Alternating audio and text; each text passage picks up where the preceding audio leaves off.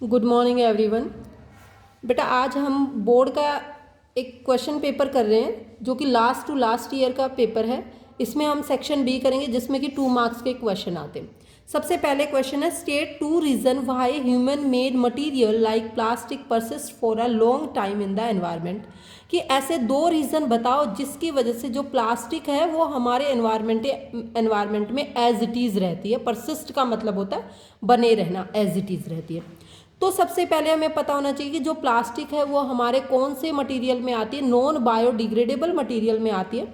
और जो non biodegradable substance है वो हमारे स्मॉलेस्ट माइक्रो ऑर्गेनिज्म की वजह से, उनकी हेल्प से, लाइक बैक्टीरिया, फंगी, उनसे डिग्रेड नहीं होते, उनकी वजह से हमारे एनवायरनमेंट में एज इट इज़ परसिस्ट करे रहते हैं। उसके बाद हमारा सेकंड क्वेश्चन है observe the following diagram showing an image formation in an eye. यहाँ पर हम इस डायग्राम को देखेंगे, यहाँ पर रेटिना पर इमेज ना बन के रेटिना से भी पीछे इमेज बन रही है। तो आप इस डायग्राम को देख के समझ ही गए होंगे कि ये किस चीज़ का diagram. Identify the defect of vision shown in the figure. तो ये कौन से आई डिफेक्ट का डायग्राम है। सिर्फ हम यहाँ 2 मार्क्स में पूछा गया है तो हम ओनली यहाँ पर क्या लिखेंगे, हाइपर मेट्रोपिया।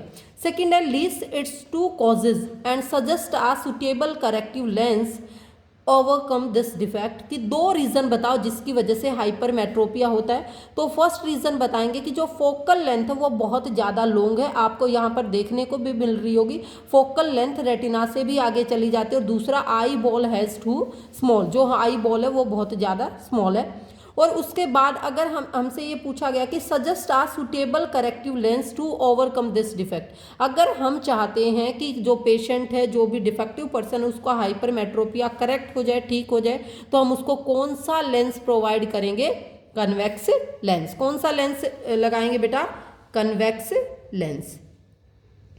हाँ जी। उसके बाद हम नेक्स्ट क्वेश्चन देखेंगे why it is important to prevent oxygenated and deoxygenated blood from mixing in birds and mammals। कि हमें ऑक्सीजनेटेड और डीऑक्सीजनेटेड ब्लड को सेपरेट करने की ज़रूरत बर्ड्स और मैमल्स में क्यों होती है। वो ये पूछ रहा है why is it important to prevent oxygenated and deoxygenated blood from mixing in birds and mammals. तो हमें क्यों ज़रूरत होती है, क्योंकि जो बर्ड्स और मैमल्स होते बेटा उनको वार्म ब्लडेड एनिमल बोला जाता है। क्या बोला जाता है, वार्म ब्लडेड एनिमल। क्योंकि उनकी बॉडी में कितने चैम्बर्ड हार्ट होता है, 4 चैम्बर्ड हार्ट होता है। उनकी बॉडी में कितने चैम्बर्ड हार्ट होता है, 4 चैम्बर्ड हार्ट होता है। इसलिए हम इनको वार्म ब्लडेड एनिमल बोलते हैं। वार्म ब्लडेड एनिमल इनको क्यों बोला गया, क्योंकि इनकी बॉडी में ऑक्सीजनेटेड और डीऑक्सीजनेटेड जो ब्लड है वो सेपरेट रहता है, क्योंकि 4 चैम्बर है। और उसी सेपरेट रहने की वजह से इनकी बॉडी का जो टेम्परेचर है वो क्या रहता है, मेंटेन रहता है। और इस प्रोसेस को क्या बोलते हैं, होम्योस्टेसिस। इस प्रोसेस को क्या बोलते हैं, होम्योस्टेसिस। उसके साथ नेक्स्ट पार्ट करेंगे, ये 1 मार्क में था। Which animal can tolerate some mixing of the oxygenated and deoxygenated bloodstream?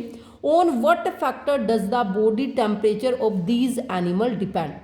वो ये कह रहा है कि कौन से ऐसे एनिमल हैं जिनमें oxygenated and deoxygenated blood stream, जो ब्लड है वो मिक्स हो जाता है। अब हमें यहाँ पता है कि बर्ड्स और मैमल्स में कितने चैम्बर्ड हार्ट होता है, 4 चैम्बर्ड। अब बात यहाँ आएगी कि किनके अंदर ब्लड की मिक्सिंग होगी, जिनके अंदर 2 और 3 चैम्बर्ड हार्ट होगा। अब 2 और 3 चैम्बर्ड हार्ट किसके अंदर होगा, 2 और 3 चैम्बर्ड हार्ट होगा बेटा 2 चैम्बर्ड हार्ट होता है पाइसेस के अंदर। ये एग्जाम में बहुत ज़्यादा बार आ जाता है। 2 चैम्बर्ड हार्ट होता है पाइसेस के अंदर, और पाइसेस के अंदर सभी क्या आते हैं, फिशेज आती हैं। और 3 चैम्बर्ड हार्ट होता है एम्फीबियन एंड रेप्टाइल्स के अंदर, जो हमारे लिजार्ड है, स्नेक, वो सब, उनके अंदर ब्लड की मिक्सिंग होती है। इसलिए उनकी बॉडी का टेम्परेचर जो है वो मेंटेन नहीं रहता, और इनका टेम्परेचर बॉडी का अकॉर्डिंग टू सराउंडिंग मेंटेन रहता है, अकॉर्डिंग टू सराउंडिंग चेंज होता रहता है। इसलिए हम इन सब एनिमल्स को, पाइसेस को, फ्रॉग्स को, लिजार्ड्स को, स्नेक्स को कोल्ड ब्लडेड एनिमल बोलते हैं, क्योंकि they change their body temperature according to environmental condition. उसके बाद हमारा नेक्स्ट क्वेश्चन है write 1 important function each of the following in the human respiratory system. देखें बेटा, जैसे बहुत सारे बच्चे ये इमेजिन कर लेते कि 2 मार्क्स क्वेश्चन, बहुत छोटा क्वेश्चन आएगा, नहीं, एग्जाम है ये, प्रीवियस ईयर क्वेश्चन पेपर है। तो यहाँ से देखें तो वो कह रहा है कि एक एक फंक्शन लिखो, किसके सिस्टम का, ह्यूमन रेस्पिरेटरी सिस्टम का। तो ह्यूमन रेस्पिरेटरी सिस्टम में क्या होती है, रिंग्स ऑफ कार्टिलेज होती हैं। रिंग्स ऑफ कार्टिलेज कहाँ प्रेजेंट होती हैं, ट्रैकिया में प्रेजेंट होती है। रिंग्स ऑफ कार्टिलेज कहाँ प्रेजेंट होती है, ट्रैकिया में। और वो फंक्शन पूछ रहा है, rings of cartilage prevent collapsing of air. ये किससे प्रिवेंट करती, कोलैप्सिंग ऑफ एयर। इसके अंदर जो एयर है वो टकराती नहीं। देखिए बेटा, ये जो रिंग्स ऑफ कार्टिलेज है, ये जो मशीन जो होती है हमारी वॉशिंग मशीन, उसके पीछे लगी एक पाइप के जैसी होती है, जो कि हमारी चेस्ट कैविटी में होती है, गले में होती है। तो इसमें रिंग्स क्यों बने होते हैं, ताकि हमारी जो एयर पास होती है चेस्ट रीजन में, वो टकराए ना, आपस में कोलैप्स ना करे। तो सिंपल लिखना है, प्रिवेंट कोलैप्सिंग ऑफ एयर। क्या लिखना है, प्रिवेंट कोलैप्सिंग ऑफ एयर। उसके बाद है एल्वियोलाई। एल्वियोलाई का क्या फंक्शन है, ये एल्वियोलाई क्या करता है, एक्सचेंज ऑफ गैसेस, गैसियस को एक्सचेंज करता है, CO2 लेता है और O2 ब्लड के अंदर छोड़ देता है। हीमोग्लोबिन का क्या फंक्शन होता है, हीमोग्लोबिन किसको कैरी करता है, हीमोग्लोबिन ऑक्सीजन को कैरी करता है, इसलिए उसको क्या बोलते हैं, ऑक्सी हीमोग्लोबिन। और जब हीमोग्लोबिन कार्बन डाइऑक्साइड को कैरी करता है तो उसको बोलते हैं कार्बोक्सी हीमोग्लोबिन। जब हीमोग्लोबिन ऑक्सीजन के साथ बाइंड हो जाता है तो उसको बोलते हैं ऑक्सी हीमोग्लोबिन।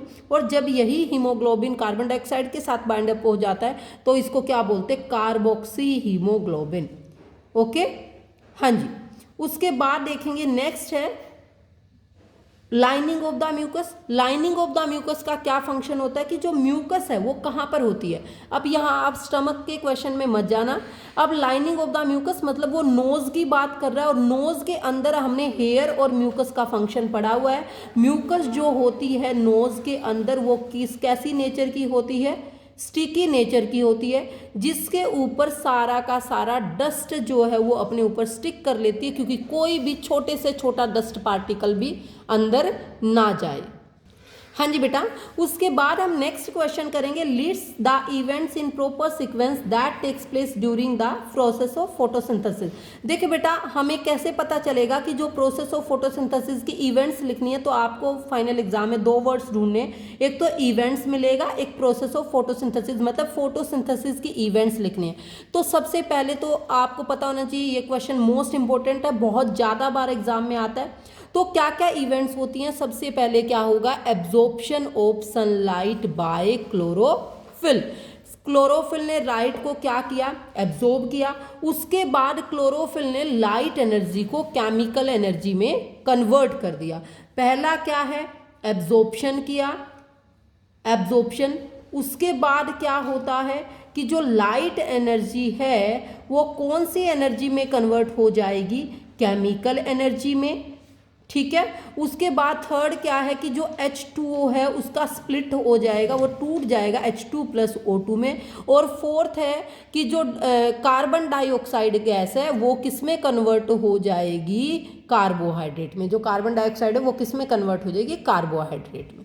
ओके, उसके बाद नेक्स्ट क्वेश्चन है कि ऐसे 2 वेज बताओ जिस तरीके से जो लीव्स हैं किसी भी प्लांट की वो एक्सक्रीशन करती हैं।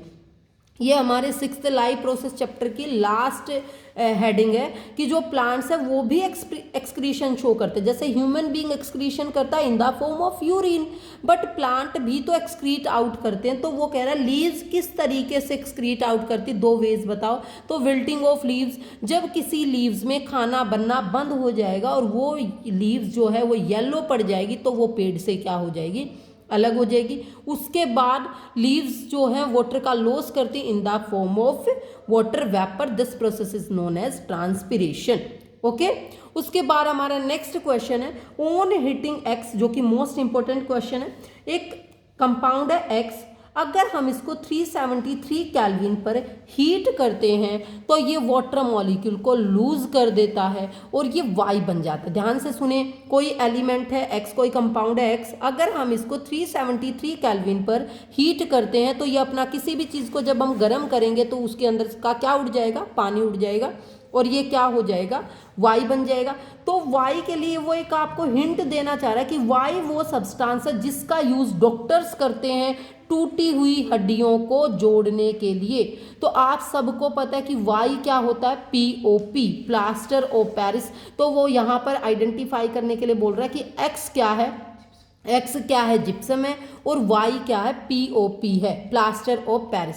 अब वो ये कह रहा है कि how can X be reobtain from Y, आप एक्स को वाई से कैसे रीऑब्टेन कर सकते हैं। तो यहाँ पर आपको एक रिएक्शन पता होना चाहिए, CaSO4। बच्चे एग्जाम में क्या गलतियां करते हैं, ये क्या है, हाफ H2O, कैल्शियम, कैल्शियम की जगह कॉपर नहीं आएगा, ठीक है। बच्चे, बहुत सारे बच्चे एग्जाम में क्या गलती कर देते हैं कि कैल्शियम की जगह क्या लिख देते, कॉपर सल्फेट लिख देते, बट कैल्शियम आएगा CaSO4 into half H2O plus 1.5 H2O add करेंगे इसमें, तो क्या बन जाएगा, हमारा जिप्सम बन जाएगा। और जिप्सम का फॉर्मूला होता है CaSO4 into 2H2O into 2H2O, मतलब कैल्शियम सल्फेट हेमीहाइड्रेट में हम 1.5 मोलिक्यूल ऑफ वाटर मिक्स करेंगे तो क्या बन जाएगा, कैल्शियम सल्फेट डाइहाइड्रेट। ये क्या है, जिप्सम है, ये क्या है, पीओपी है। हाँ जी बेटा, अब नेक्स्ट क्वेश्चन देखें। Two solution M and N give red and blue colour respectively. M कौन सा कलर दे रहा है, रेड कलर दे रहा है, N कौन सा कलर दे रहा है, ब्लू कलर दे रहा है, ठीक है। उसके बाद वो किससे ये कलर दे रहा है, यूनिवर्सल इंडिकेटर। अगर आपने यूनिवर्सल इंडिकेटर अपनी NCERT बुक में देखा होगा तो M का जो कलर है वो रेड, मतलब जो रेड कलर होता है वो एसिड्स का कलर होता है, और जो ब्लू कलर होता है वो मतलब बेस का कलर होता है। इससे हमें क्या पता चल गया कि जो M है वो एसिड है और जो N है वो बेस है। In which solution will the hydrogen ion concentration be more. बेटा हाइड्रोजन आयन कंसंट्रेशन किस में ज्यादा होती है, एसिड में ज्यादा होती है। तो कौन से सॉल्यूशन में ज्यादा होगी, M में, क्योंकि हाइड्रोजन आयन कंसंट्रेशन एसिड में ज्यादा होती है। वो कह रहे हैं बोथ M and सॉल्यूशन, अगर हम दोनों सॉल्यूशन को मिक्स कर दें तो जो हमारा मिक्सचर बना वो कैसे कलर का बन गया, ग्रीन कलर का बन गया, और वो सॉल्ट बन गया, क्योंकि एक acid plus base, acid plus base क्या बनता है, सोल्ट बनता है। तो वो कह रहा है कि उस सोल्ट की नेचर बताइए, तो उस सोल्ट की नेचर क्या होगी, न्यूट्रल होगा, क्योंकि आपने अगर यूनिवर्सल इंडिकेटर के कलर को देखा हो तो ग्रीन कलर में कौन आता है, न्यूट्रल आता है। तो जो हमारा सोल्ट बनेगा वो न्यूट्रल सोल्ट बनेगा। इसी के साथ हमारे 2 नंबर के क्वेश्चन कंप्लीट होते हैं, जो कि हमने लास्ट टू लास्ट ईयर के क्वेश्चन पेपर से सोल्व किए हैं। ओके बेटा, good bye, have a nice day.